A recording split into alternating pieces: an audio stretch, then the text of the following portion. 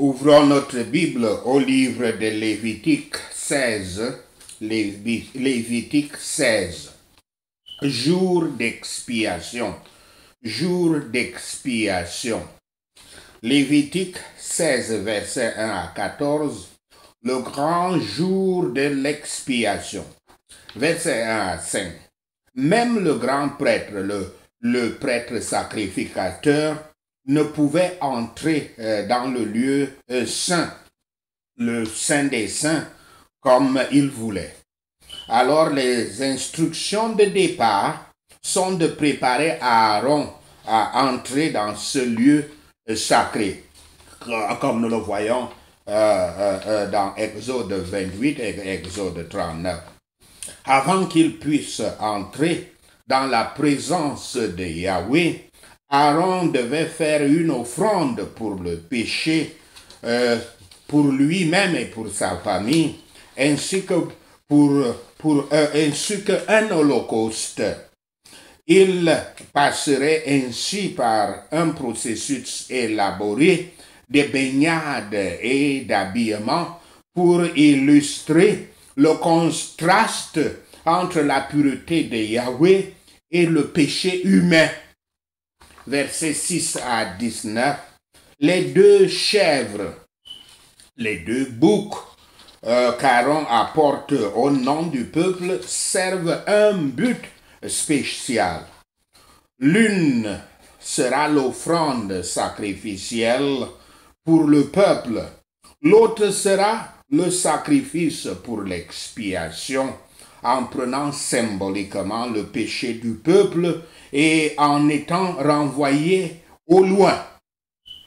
Le sacrifice du taureau est une offrande pour le péché d'Aaron et sa famille, et le sacrifice du bouc, de la chèvre subséquent, est une offrande pour le péché du peuple. La place de Yahweh, le tabernacle, est soulignée par la nuée de l'encens pour voiler la gloire de Dieu, afin qu'Aaron puisse entrer dans sa présence. L'expiation est faite pour le lieu saint, y compris l'autel, puisque le péché du peuple souille le tabernacle. Sans entrer dans les détails des sacrifices lors du grand jour de l'expiation, nous pouvons constater que ce serait une loi perpétuelle jusqu'à ce que cette dispense arrive à sa fin. Tant que nous péchons continuellement, nous avons continuellement besoin de l'expiation. Ceci est un avertissement pour ceux qui continuent de pécher en se laissant tromper par certains prêcheurs que le Christ expiera toujours leurs péchés. La loi d'affliger nos âmes pour le péché est un commandement qui restera en vigueur jusqu'à ce que nous arrivions où toutes les larmes, comme même les larmes du repentir, seront effacées de nos yeux. L'apôtre l'observe comme une preuve que les sacrifices ne pouvaient pas enlever le péché et le purger de la conscience, en ce qu'il y avait un souvenir du péché chaque année, le jour de l'expiation, comme il le dit dans Hébreux 10, versets 1 à 3. La répétition des sacrifices a montré qu'il y avait eu en ces sacrifices, un faible effort pour faire l'expiation. Que ce sacrifice ne devait pas être répété. Cela pouvait être fait uniquement en offrant le corps du Christ une fois pour toutes. Lévitique 16, verset 15 à 34. Les sacrifices pour le péché, le bouc émissaire. Verset 20 à 34. Après avoir pris soin du lieu saint, Aaron dépose symboliquement les péchés de toute la nation sur la tête du second bouc et l'envoie dans le désert, afin qu'il ne puisse pas revenir. L'expiation est complétée par les holocaustes brûlés pour Aaron et le peuple et l'achèvement des sacrifices du péché. Le peuple participe à la journée par le repos solennel et l'humilité intentionnelle. Contrairement aux autres fêtes juives, le jour de l'expiation n'était pas un événement festif. C'était un jour de deuil national et de repentir. Les Israélites étaient invités à s'humilier eux-mêmes, ce qui incluait très probablement le jeûne. Aucun travail n'était fait, car il était considéré comme un sabbat. Ce serait donc le seul jour saint caractérisé par le deuil, le jeûne et la repentance. Le jour de l'expiation était un temps d'arrêt pour traiter les péchés inconnus et qui n'avaient pas été traités au cours de la dernière année. Même les péchés inconnus entravent notre communion avec Yahweh et les autres, les humains, les hommes. Ce genre de réflexion et de repentance devrait être une partie régulière de la vie chrétienne. Voici les deux privilèges de l'évangile, de la guérison du péché et de l'accès à Yahweh que nous devons à notre Seigneur Yahshua. Voyez l'expiation de la culpabilité. Christ est à la fois le Créateur et la matière de l'expiation. Le maître, je veux dire, Christ est à la fois le maître, c'est-à-dire celui qui contrôle, le maître et la matière de l'expiation. Car il est le prêtre sacrificateur qui fait la réconciliation pour les péchés du peuple. Et comme le Christ est le prêtre suprême, il est donc le sacrifice avec lequel l'expiation est faite, car il est en tout dans notre réconciliation avec Dieu, Yahweh. Ainsi, il était imagé par les deux boucs, les deux chèvres. La chèvre assassinée, le bouc assassiné était une sorte de Christ qui mourait pour nos péchés. Le bouc émissaire était un type de Christ qui se redresse pour notre justification. L'expiation est censée être complétée par la mise des péchés d'Israël sur la tête du bouc qui a été envoyé dans le désert, qui veut dire une terre non habitée. Et aussi l'envoi de la chèvre, du bouc, faut-il l'appeler ainsi, l'envoi du bouc représentait la rémission gratuite et complète de leurs péchés. Le Christ aura sur lui toutes leurs iniquités. Ainsi dans le Christ, l'agneau de Dieu enlève le péché du monde en le prenant sur lui-même, comme cela est dit dans Jean 1, verset 29. L'entrée dans le ciel que le Christ a faite pour nous était typifiée par l'entrée du grand prêtre dans le lieu le plus saint, le Saint des Saints, comme nous pouvons le voir dans Hébreux 9, verset 7. Le grand prêtre devait repartir, mais notre Seigneur, Yahshua, vit, faisant l'intercession et apparaît toujours en présence de Yahweh pour nous. Voici les deux grands devoirs évangéliques, les deux grands devoirs évangéliques de foi et de repentir. Par la foi, nous mettons nos mains sur la tête de l'offrande en nous appuyant sur le Christ comme le Seigneur, notre justice, implorant sa satisfaction comme ce qui est seul capable d'expier nos péchés et de nous procurer un pardon.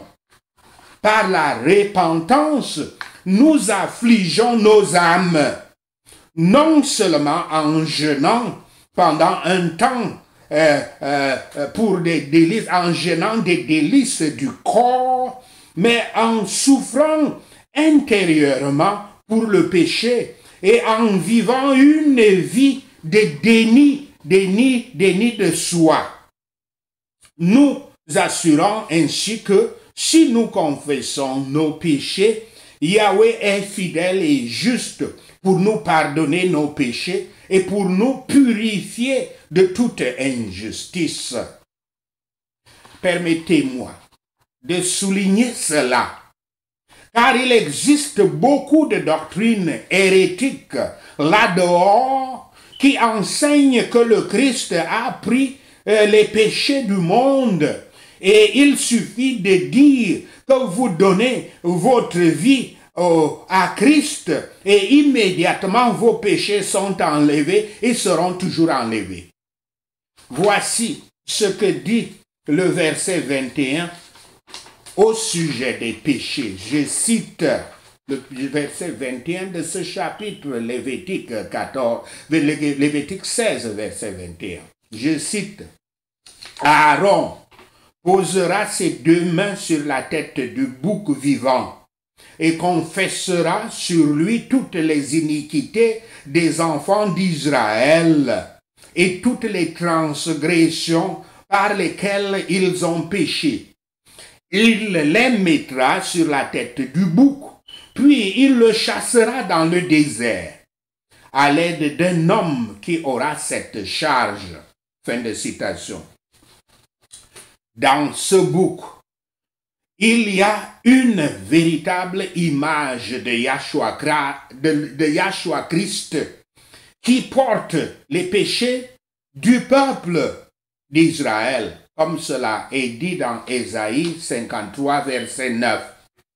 Maintenant, rappelez-vous qu'un chrétien est comme Aaron, un prêtre, car les chrétiens sont, je cite, une race élue, un sacerdoce royal, une nation sainte. Fin de citation. Ceci est une citation de 1 Pierre 2, verset 9. Tout comme Aaron avait confessé les péchés avant de les poser sur la tête du bouc émissaire dédié à Azazel, le chrétien doit avouer ses péchés, confesser ses péchés pour faire en sorte que Yahshua Christ les porte. Mais la nouvelle alliance ajoute à la confession une autre condition, à savoir la repentance, afin que Christ porte les péchés du converti. Nous voyons la doctrine de la repentance au début du Nouveau Testament avec l'évangile de Jean-Baptiste, l'évangile de repentance. La véritable repentance inclut la haine du péché et l'engagement de ne plus le commettre une deuxième fois. Et Yahshua Christ dit ce qu'il faut faire pour une repentance complète. Je cite notre Seigneur, « Si quelqu'un veut venir après moi, qu'il renonce à lui-même, qu'il se charge chaque jour de sa croix et qu'il me suive. Fin de citation. Ceci est une citation de Luc 9, verset 23. Pour être acceptable à Yahshua en tant que disciple, ce qui signifie chrétien, le nouveau converti doit renoncer à lui-même, renoncer à son âme mondaine, renoncer aux sources du péché dans son âme, y compris l'ego, l'orgueil et les autres. Renoncer à sa dépendance de la chair et de ses plaisirs, les plaisirs de la chair. Renoncer à toi-même fait mal. Renoncer à toi-même est une souffrance. Et de ce mal, beaucoup de gens sont incapables à cause de ce mal, beaucoup de gens sont incapables de passer le test de la renonciation d'eux-mêmes. Mais le Christ dit que le nouveau converti doit, je cite, prendre sa croix quotidiennement. Fin de citation. Ce qui veut dire porter le fardeau de toutes les souffrances qui résultent du renoncement de soi, qui résultent des souffrances du brisement.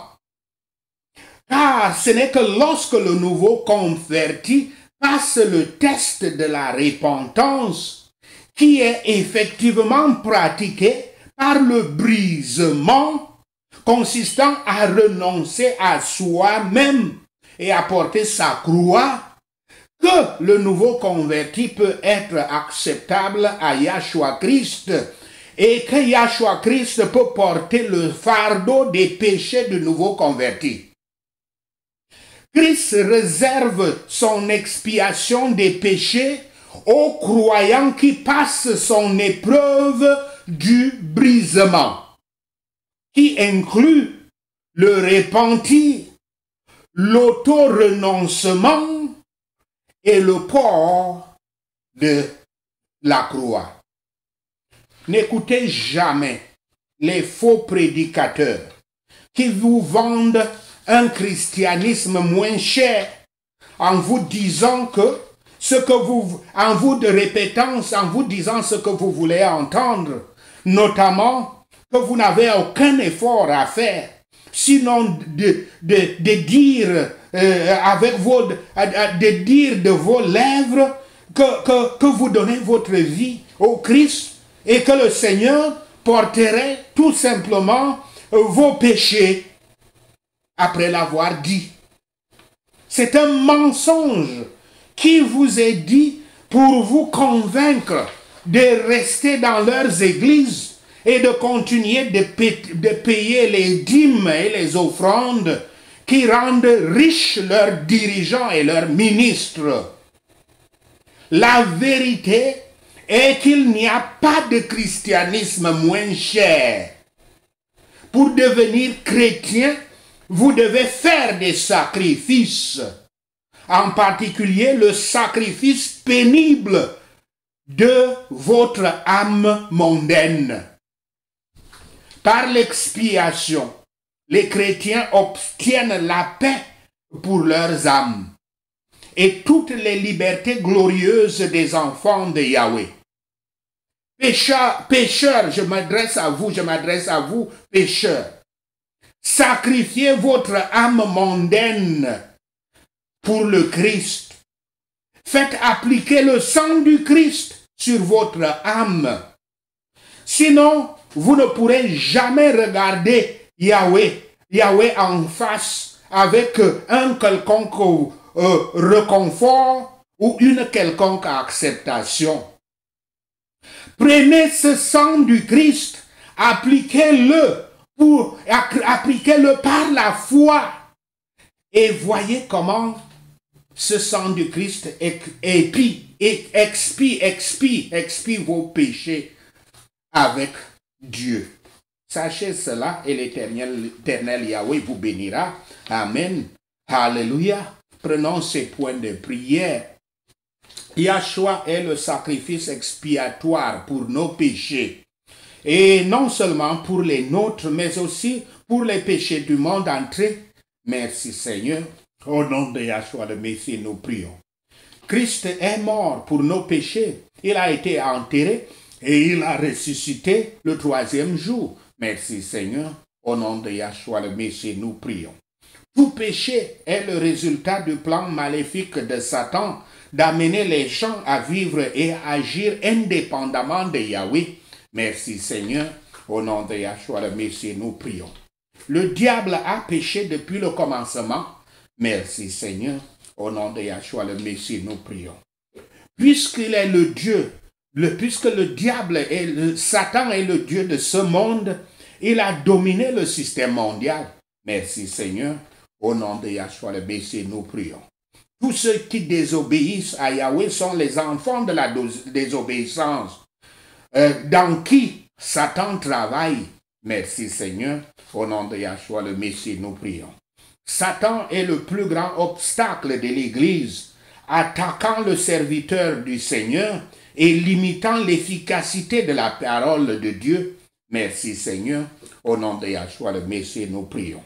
Prenons soin donc de résister le diable et de faire preuve d'attention et de prudence afin que nous ne tombions pas dans le reproche et le piège du malin. Merci Seigneur. Au nom de Yahshua le Messie, nous prions. Le diable avait contrôlé Cain lorsqu'il assassina son frère Abel. Merci Seigneur. Au nom de Yahshua le Messie, nous prions. Il avait tenté David de pécher en recensant les enfants d'Israël. Il avait enflammé la passion de Judas l'Iscariote lorsqu'il trahit Yahshua pour 30 pièces d'argent. Il avait aveuglé l'esprit de Pierre à la nécessité de la mort expiatoire du Christ. Il avait cherché à secouer la foi de Paul en infligeant des souffrances corporelles au grand apôtre. Ces quelques exemples montrent l'immense fardeau du péché et de la souffrance causée par le diable. Merci Seigneur. Au nom de Yahshua le Messie, nous prions. Je perçois les souffrances personnelles, les souffrances du ministère, de l'avancement du ministère, les souffrances pour les conflits familiaux comme la cause de ma souffrance. Merci Seigneur. Au nom de Yahshua le Messie, nous prions. Je reconnais que cette souffrance n'est pas la volonté de Yahweh et que je me suis trompé en choisissant de la croire. Merci Seigneur. Au nom de Yahshua le Messie, nous prions. Je ne veux pas croire cette souffrance. Merci Seigneur. Au nom de Yahshua le Messie, nous prions. Je te demande, Saint-Esprit, de guérir ma perception en cet instant même. Merci Seigneur. Au nom de Yahshua le Messie, nous prions. Autant je veux que la forme de la souffrance cesse, j'accepte que je désire avoir ma perception guérie, plus que je veux que la forme apparente du problème guérisse. Merci Seigneur. Au nom de Yahshua le Messie, nous prions. J'accepte que la cause du problème, quel que soit le niveau de souffrance, est ma perception du problème. Merci Seigneur. Au nom de Yahshua le Messie, nous prions. Je nie à tout ce qui n'est pas de l'amour de Dieu le pouvoir de me blesser et de blesser d'autres. Merci Seigneur. Au nom de Yahshua le Messie, nous prions. Il n'y a qu'un seul pouvoir qui est la volonté de Dieu. Le moi n'a de pouvoir, n'a aucun pouvoir, à moins que je choisisse de le croire. Merci Seigneur. Au nom de Yahshua le Messie, nous prions. J'accepte la destruction divine de la cause singulière de mon problème, qui est toujours la peur et la culpabilité. Merci Seigneur. Au nom de Yahshua le Messie, nous prions. J'accepte la volonté aimante et curative de Dieu pour remplacer le désir de souffrance de l'ego. Merci Seigneur, au nom de Yahshua le Messie, nous prions. Je revendique mon innocence éternelle qui est la volonté de Dieu. La peur et l'attaque tombent au moment où je revendique mon innocence divine. Merci Seigneur, au nom de Yahshua le Messie, nous prions.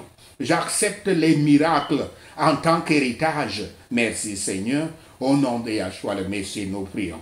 J'accepte que ma volonté est maintenant jointe comme une seule chose avec la volonté amoureuse de Yahweh. Merci Seigneur, au nom de Yahshua le Messie, nous prions.